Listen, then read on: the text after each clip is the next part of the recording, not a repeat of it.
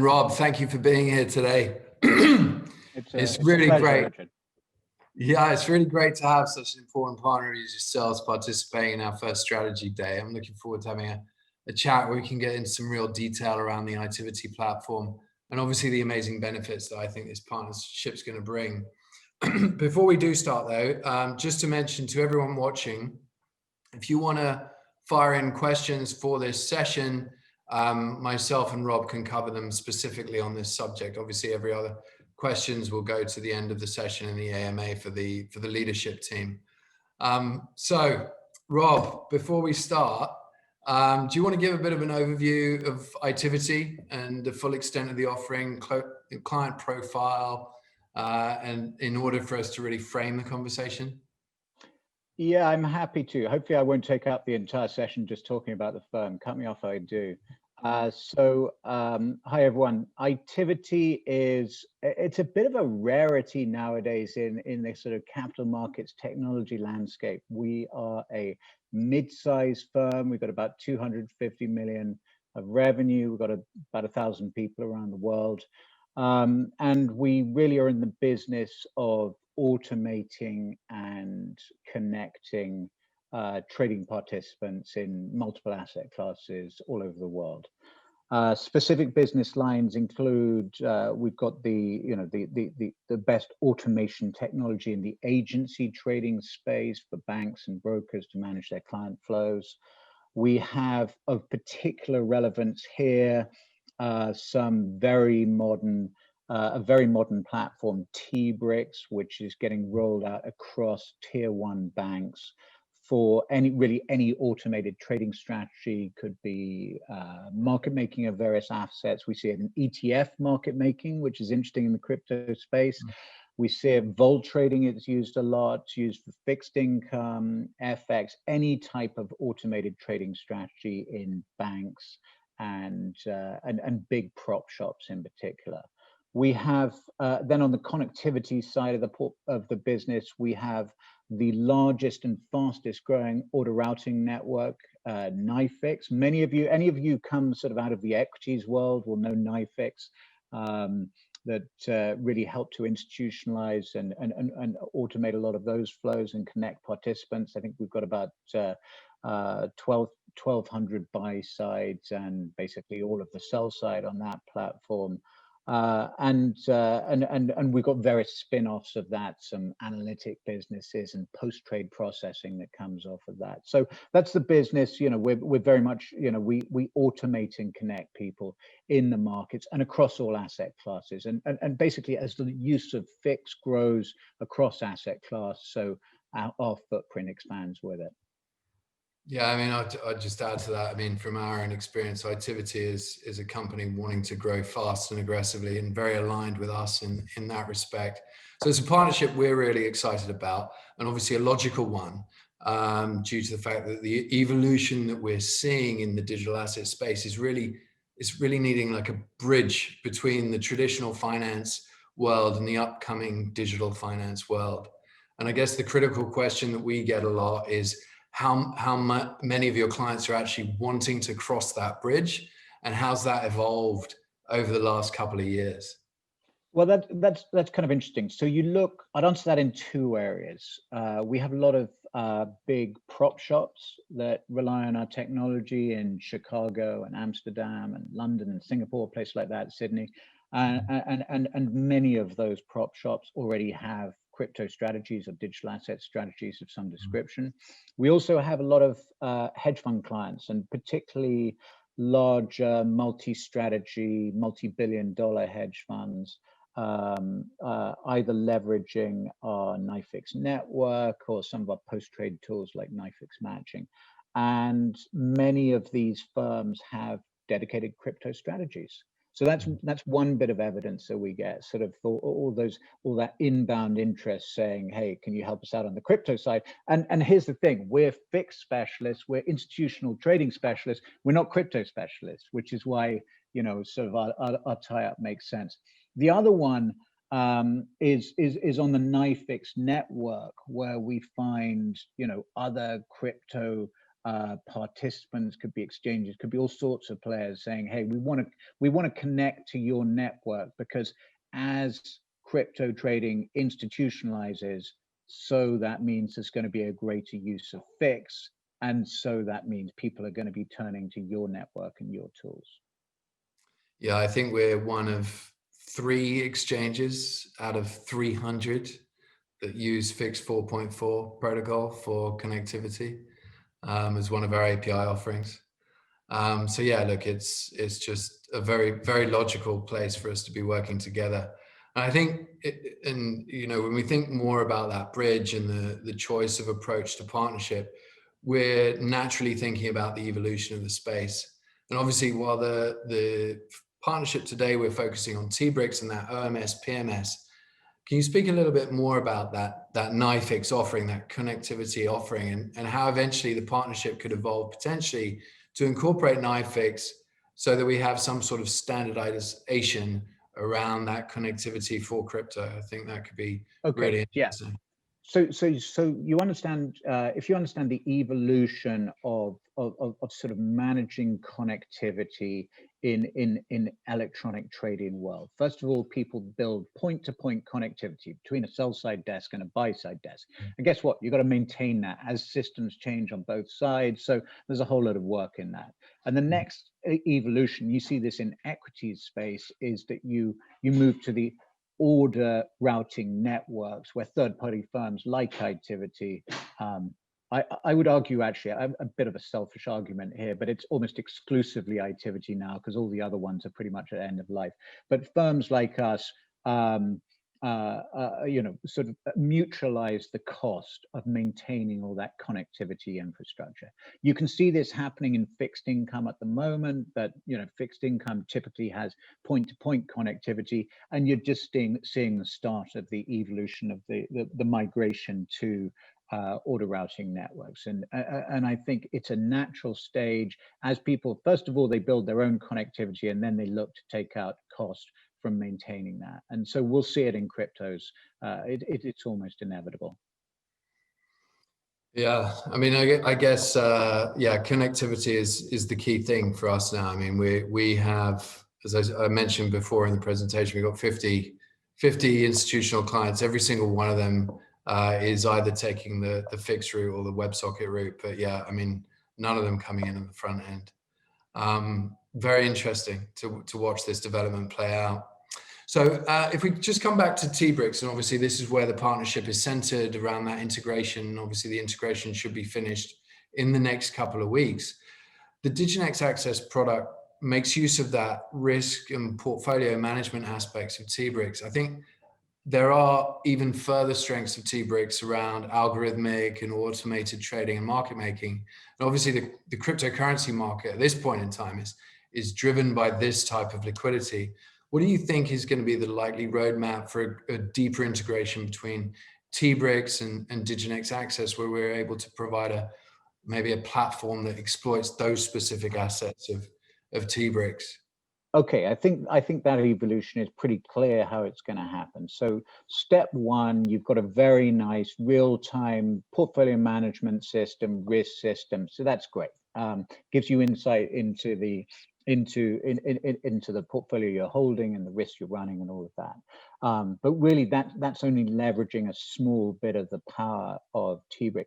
You look a little bit more closely at the way Tbrix is used in firms like Goldman or Barclays or Citi, or frankly, pretty much any of the big banks.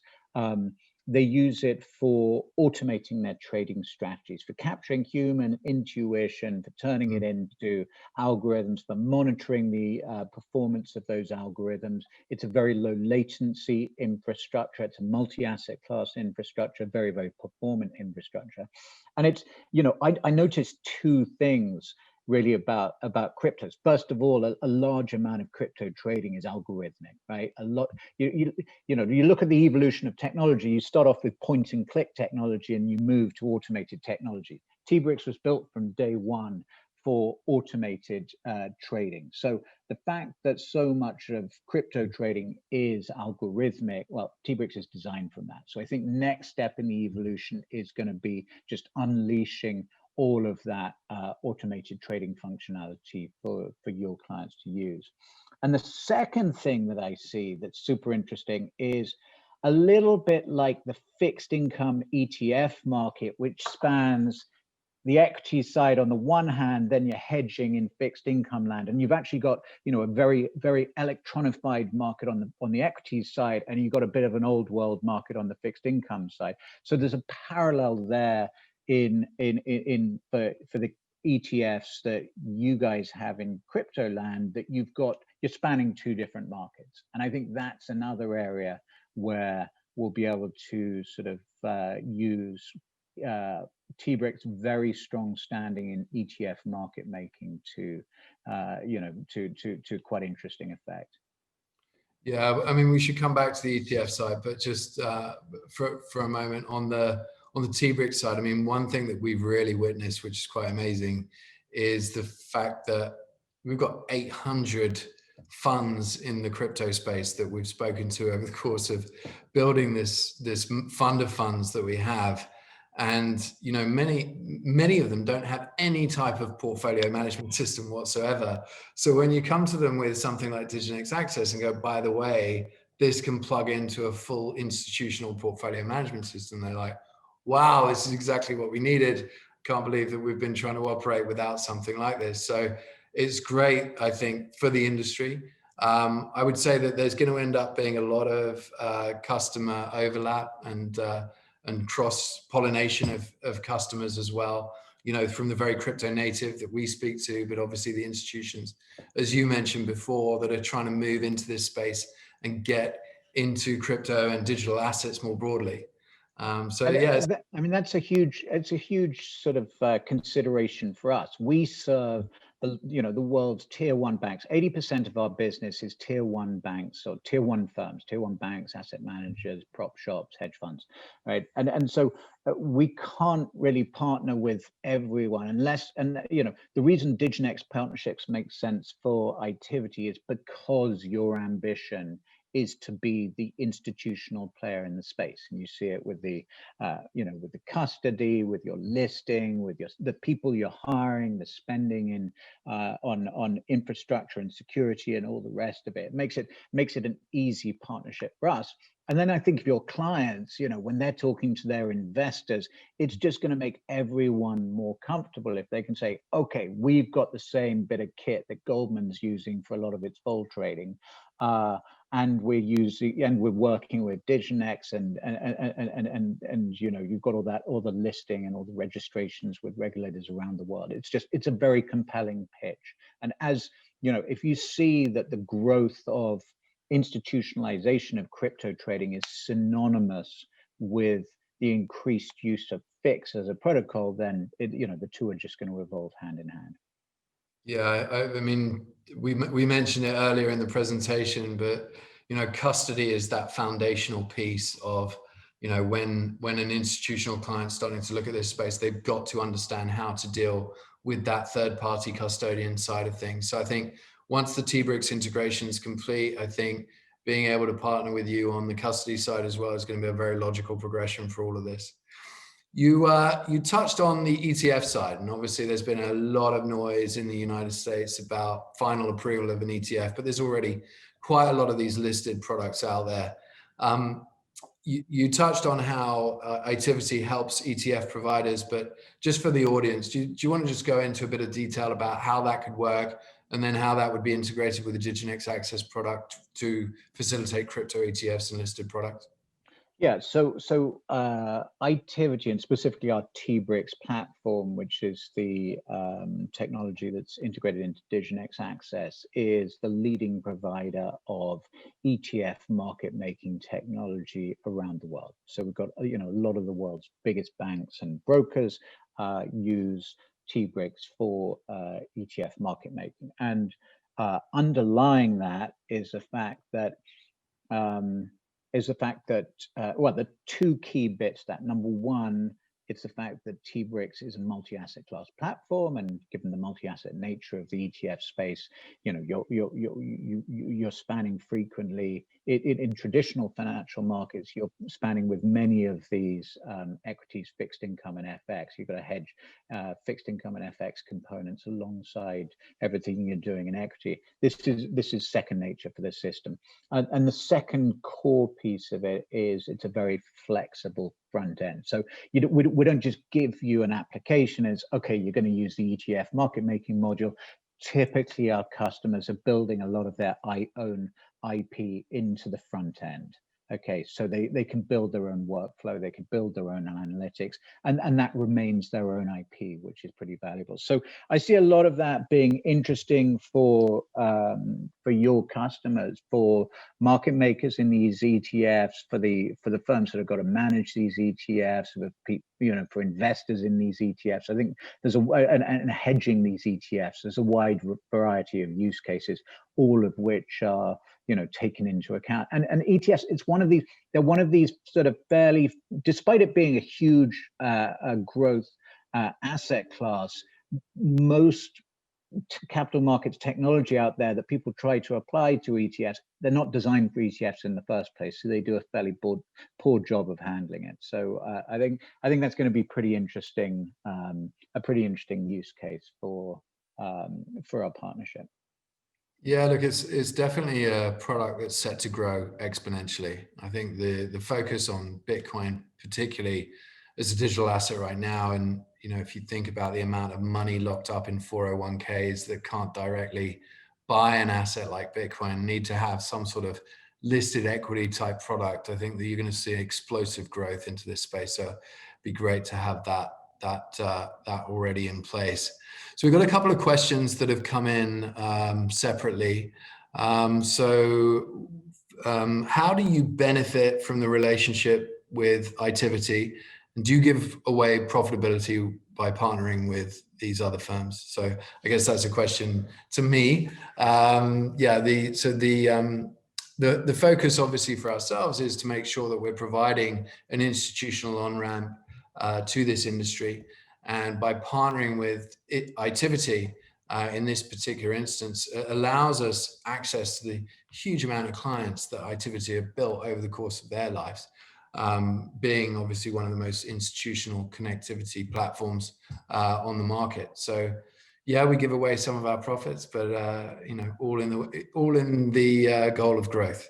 And that's the focus of the organization, both organizations. I think accretively together as a partnership, it's significantly more profitable.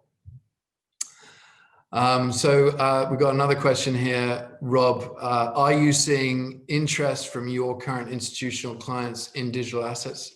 And has this changed over the year given the current environment? I think I just add to that. I mean, how particularly are you seeing maybe corporates start to react to this asset class? There's been a lot of momentum on the corporate side, focusing on Bitcoin as a store of value against obviously what the central banks have been doing. Yeah, so we're seeing less on the corporate side, simply because we don't naturally deal so much with corporates, but certainly prop shops and hedge funds, and actually we have conversations from banks or diversified financial groups coming to us as well. It's really across the board. We have firms coming to us saying, "Hey, how can you help us out with this?" And a lot of that's around connectivity, and a lot of it's around adoption of FIX. And there's we can see that there's interest. There's interest from some of your peers. There's other exchanges. They're seeing what you're doing and saying, okay, it's clear that the bar is getting set ever higher. What do we need to do to catch up? By supporting FIX. So there's a lot of interest coming to us, and so the partnership's helpful because again, we're not experts in cryptos at all. Mm-hmm. Yeah, I guess there's another question come in, and I think this is a great one probably for us to finish on, because we're tight on time today, but where do you, Rob, see the particular synergies of working with Diginex? And I know you've covered this to a large extent already, but in case No, there's anything you you particularly know, it missed. comes down to specialization, right? Mm. It comes down to you're good at what you do, we're good at what we do. And, you know, it's sort of, we all face this decision. You face the same thing running a business is do you go out and sort of bring in a team and sort of and start building all your own connectivity, or do you work with a specialist? Do I build a crypto strategy and go and hire a bunch of guys who look quite similar to the sort of team you put together? It just doesn't make sense. It's far better for all of us if we specialize and then work together. And I think as long as your partnerships are put together in a fairly thoughtful and especially in new areas, fairly flexible way. You don't know exactly how the future is going to pan out, but if you work in fairly flexible, fairly open-minded ways, you can unlock a lot of value for your customers pretty quickly. And I think that's what we got here. Yeah, I mean, look, we are dealing with a 24/7 asset, right? It never stops trading. And one thing that we've really appreciated with the partnership with Itiviti is how you guys, even though you're a big company, you really operate like a very agile, very fast moving organization. And that's obviously very fitting with this asset class that really doesn't sleep. So it's a great partnership, really enjoying it. And yeah, looking forward to many years of working together. I think Right. actually, sorry, we've had just one more question come in, which I'll pass over. So hang on. What type of clients specifically are you seeing interested in digital assets? Well, I mean, they're the ones I mentioned, right? It's sort of multi-strategy hedge funds who have a dedicated digital asset strategy, and then I think, you know, probably even more than that, it is prop shops, typically larger prop shops who have who are already, you know, sort of who are already making money off the volatility that they can see in cryptos. Are you seeing a geographical focus to it? Yeah, US and Asia. Right. Yeah. No. I mean, we're seeing much the same. It's funny how Europe seemed to be a little bit more held back when it comes to this asset class. Asia is absolutely exploding, and US always just extremely innovative around new technology and trying to drive things forward. Yeah. Yeah. Look, Rob, thank you very much for the time. Thank you for joining. It's been a pleasure having you here, and looking forward to finalizing the integration, which I understand is in just a few weeks. So we're going to be hitting the road together, obviously in a virtual sense with the current restrictions that we have around travel. But really looking forward to working with you guys more intimately. Yeah, me too. Thanks, Richard. Cheers, Rob. Thanks very much.